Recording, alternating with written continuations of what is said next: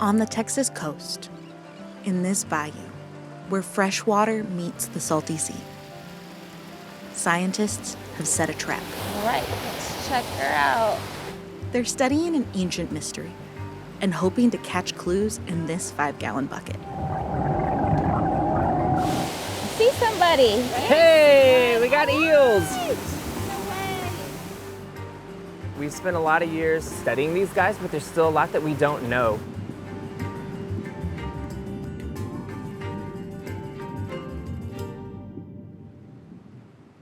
We are on Lynn Bayou in Port Lavaca, and we have an eel ramp deployed to sample for juvenile American eels. We got 2 yellow eels and we have 4 either glass eels or elvers.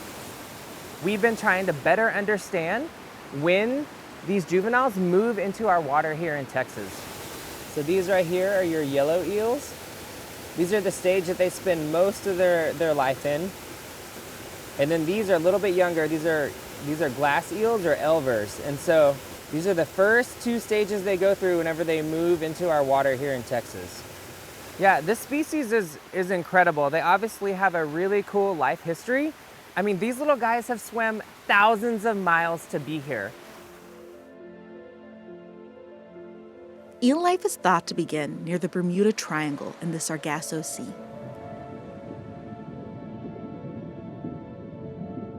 American eels begin life as leptocephali, flat creatures as big as a paperclip that float on ocean currents, making their way towards land as far north as Greenland, all the way down to South America.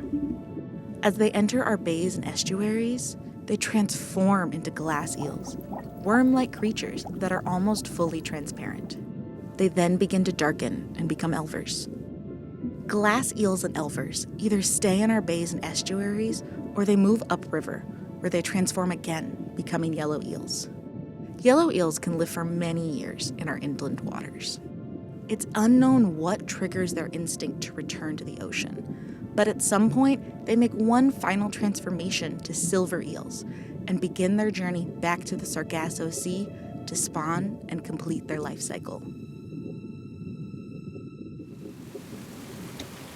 Time to open her up. Catching these elusive eels is harder than it looks. This is a gravity-fed ramp. It takes a little ingenuity. We have fresh water that comes down this hose into the ramp and it flows into salt water. And that fresh water is attracting eels up the ramp. And as they swim up the ramp, they fall over this lip and then they make their way down this hose into this bucket. And when we initially started the project, we set up eel ramps all across the coast.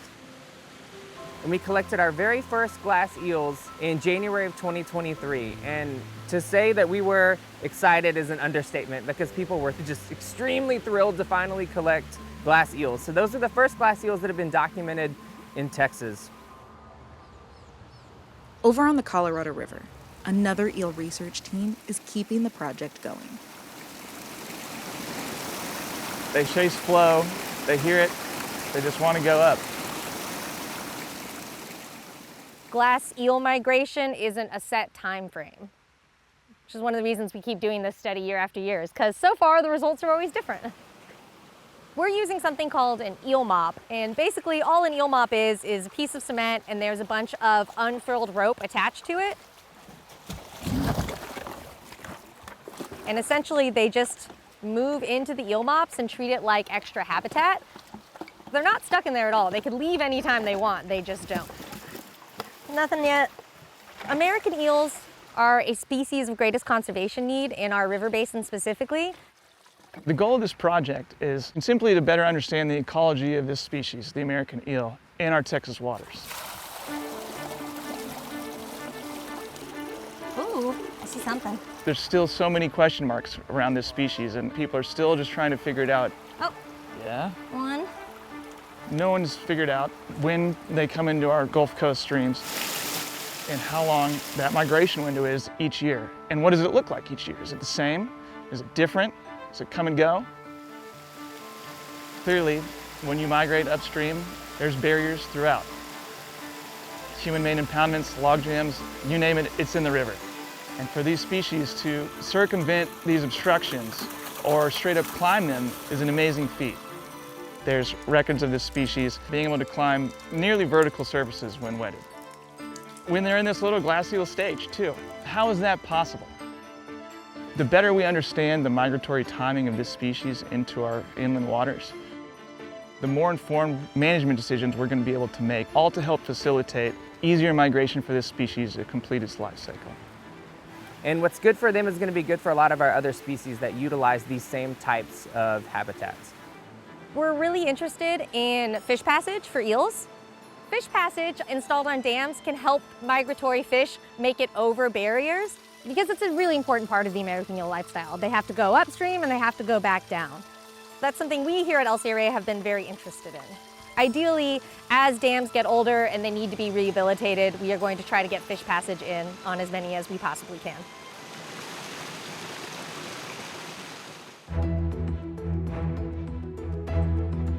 The future of the American eel is as mystifying as its journey to Texas waters.